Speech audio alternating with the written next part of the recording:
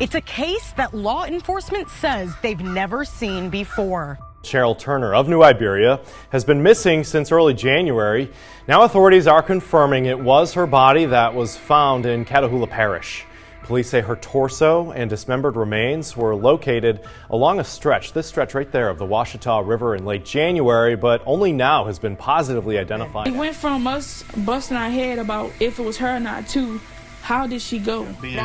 Reaching out to several of the social media platforms that the victim had been using, trying to identify who she's been in communications with and who all she had been talking to. For millions of people, online dating has become a normal way to meet someone new, offering the promise of connection, companionship, and even love.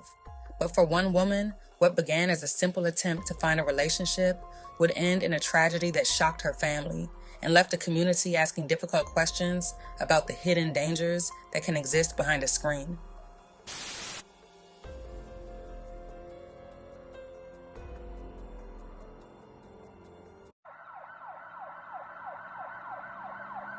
"19-year-old Cheryl Turner was described by her family as a shining light to all who knew her, with a kind and loving personality that radiated through her beautiful smile and touched the hearts of many. She was also a twin sister, and the oldest by 2 minutes. Cheryl was considered the outgoing and outspoken one of the family. In the words of her twin sister, once she had enough, she was definitely going to tell you how she felt. On the evening of December 31st, Cheryl and her mother got into a heated argument, a common occurrence between the two, resulting in Cheryl packing her belongings and storming out of her New Iberia home. The next day, Cheryl returned home after being dropped off by a friend. After leaving once again, she sent messages to her sister stating that she had met someone in the Washita Parish area and was going to move up there for a while. Cheryl then sent a message on January 2nd to the same friend who dropped her back off to her New Iberia home, stating that she made it to West Monroe, Louisiana, and would talk to him soon. However, no one would ever see or speak to Cheryl again. Yes, Cheryl had outbursts such as this all the time, but it wasn't like her to go days without calling or texting family to at least let them know that she was okay. Sensing something was wrong, her family officially reported her missing to the New Iberia Police Department 3 days later. According to Cheryl's family, police went radio silent from that point on. On January 6, Cheryl's twin sister Sherry posted the following. "Today my mom did clean her room up and found a letter that she left for us, and she basically said, 'Dear everyone, if you are reading this, I'm long gone. I just thought I'd write this. I'm far away from y'all, so y'all don't have nothing to worry about anymore. Y'all can live y'all lives. I should be down in March. I might come see y'all. I don't know, but I love y'all. P.S. Your daughter.'" Her sister then goes on to say, "This definitely doesn't put my mind to ease whatsoever, because this is not like her. Yes, she has run away before, but she's always came back. I know my sister, and this whole situation just isn't right. In her video, she did mention going to a guy's house. All we know of him is his first name, not last, and where he lives, and he is very much older than she is. We spoke to the guy, and he said he hasn't seen or heard from her, but that she told him she was moving to Monroe. And I know damn well my sister knows nothing about that place, nor do we have family there. Nothing is making sense. But in the video, she literally said she went by his house, so he was the last person to be in physical contact with my sister before she basically disappeared." On January 7th, Cheryl's twin sister will post a concerning video to Facebook with the following caption. "There is more to the video, but here's part of the video. I did cut it out because this was the main part that has us all worried about her. Now looking at this, tell me if this doesn't sound right to you all." Yeah. And it's almost time for me to go. It's almost time for me to go, and I'm so scared. And it's almost time for me to go. It's almost time for me to go, and I'm so scared. Because the minute she said this, my whole head was messed up. The police aren't taking us very serious, and I hate it. And I feel like just because a person is legally an adult doesn't mean they can legally make the right decisions either. Cheryl has always needed that extra helping hand. Anybody that knows her can tell you the same. I don't know what I'd do if something happened to her. I keep rewatching the video, and I've cried every single time because I feel like why couldn't she have just talked to me? She sent this to her friend Monday, and it's the last time Cheryl was ever active again. She told me, "I'm going to see you, and I love you." And that's the last time I saw my daughter. Michael Turner is the father of 19-year-old twins. Cheryl, I can't even I don't even know how to describe how she was growing up. Younger by 2 minutes, Sherry Turner says her older sister Cheryl was always the outgoing one of the family. Cheryl was just outspoken. Once she got enough, she gonna say how she feel. On December 31st, the family says Cheryl and her mother had gotten into an argument. She put the key in the mailbox, packed up all her clothes, and left. According to Sherry, outbursts like these weren't uncommon for Cheryl to have. It wasn't until they lost communication. It wasn't like her for all those days to not even message us, nothing. That the family says they reached out to Iberia police, filing a missing persons report for Cheryl on January 3rd. According to the family, they experienced radio silence from New Iberia police after that. Everything died down. It got quiet. On January 24th, Sherry says she was contacted by a detective from Catahoula Parish. He told me, he was like, I don't want to disarm you, I don't want you to be worried, but we found a body. A fisherman on the Wichita River had reportedly found a human torso floating in the water without anything else attached. I'm just reading the description of how they found it, and then when I read light-skinned female and then the body weight, and I'm like, wow, that sounds so much like her, like Cheryl.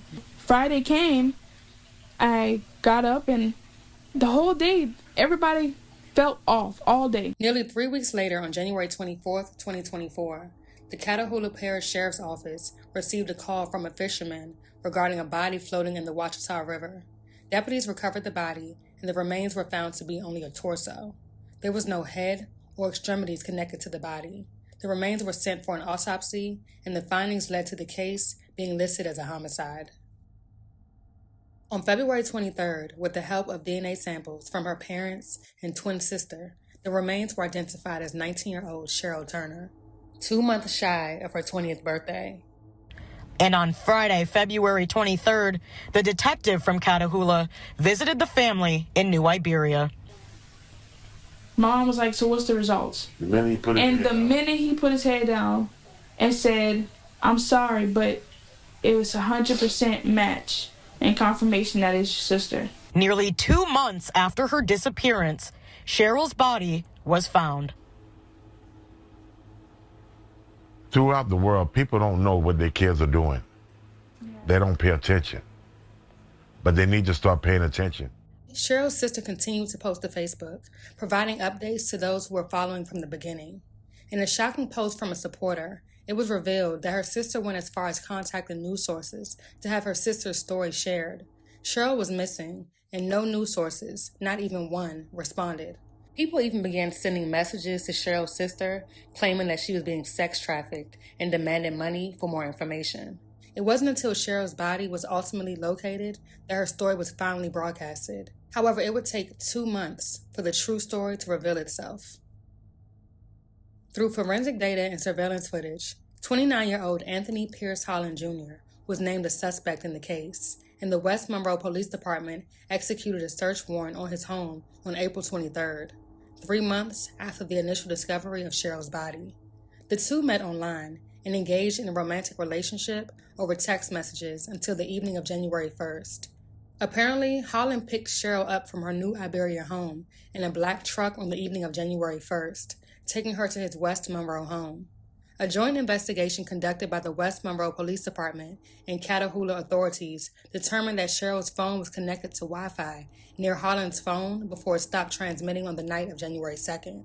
During a search of Holland's home, forensic evidence of a crime of violence was obtained.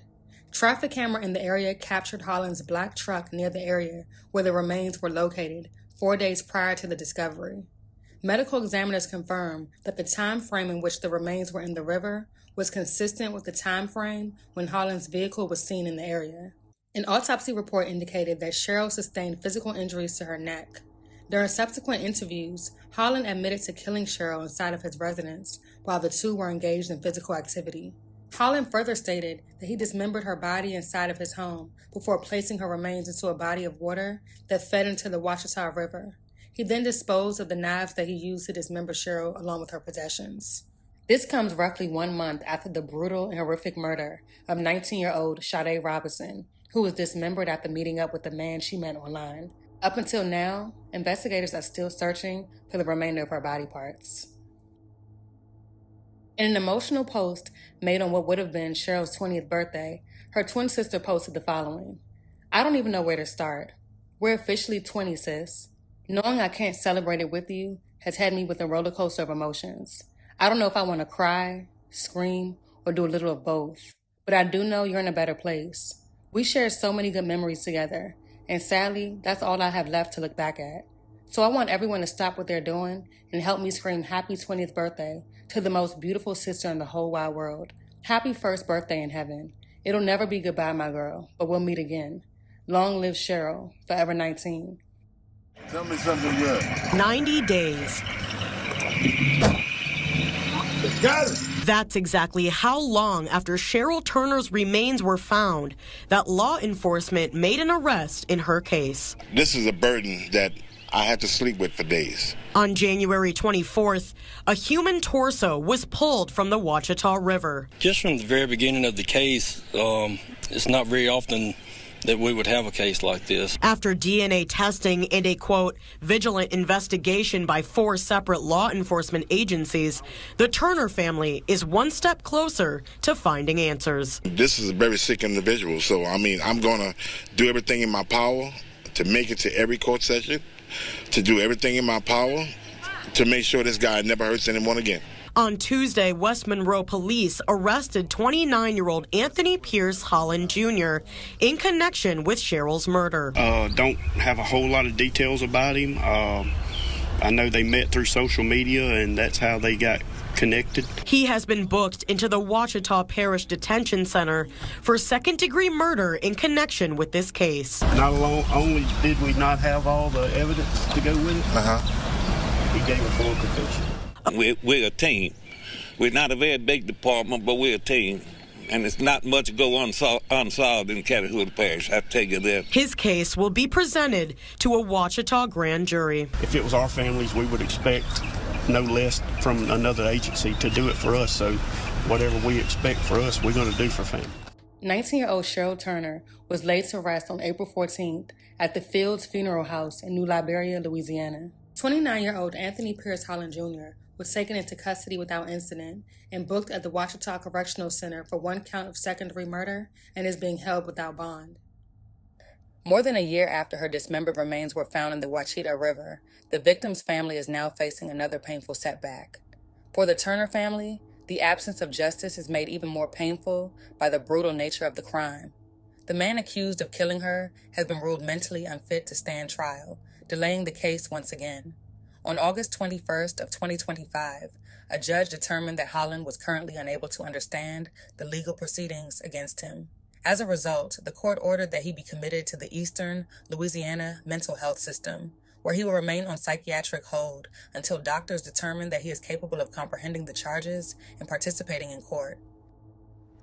The family of a New Iberia woman is speaking out after learning the man accused of her murder will be committed to a mental institution, delaying trial. I'm KATC's Anna Fisher, and I first spoke with the family of Cheryl Turner a year ago after her body was found floating in a river. Now, her father and twin sister say they just want this nightmare to end. I still can't wrap my head around it. I keep sitting there thinking that, all this is just a mistake. One day my daughter's going to knock on the door and say, Daddy, here I am.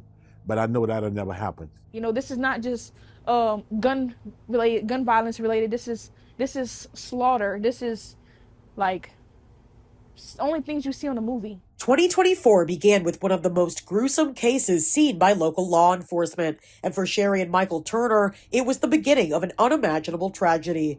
After getting a ride from a man she met online, Cheryl Turner traveled to West Monroe. The man, known as Anthony Pierce Holland Jr., allegedly raped and strangled her inside his apartment before dismembering her body and throwing it into the Ouachita River. We don't have her legs. We don't have her arm. We don't have none of that. We don't have no body parts.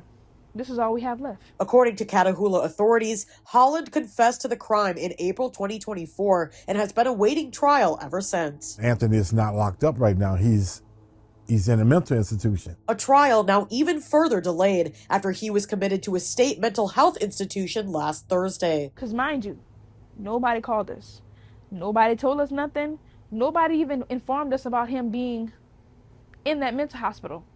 And from my understanding, he had been there since August 21st. As the Turners wait for a court date, they're continuing to grow their family. He's almost 2 months old. He is my backbone. Michael just welcomed a new son, Jakari Joseph Turner, and Sherry is expecting twins. This closure is what we need. You know, having twins of my own, it kind of gives me a sort of PTSD a little bit, because it's like, I wouldn't want this to happen to my twins.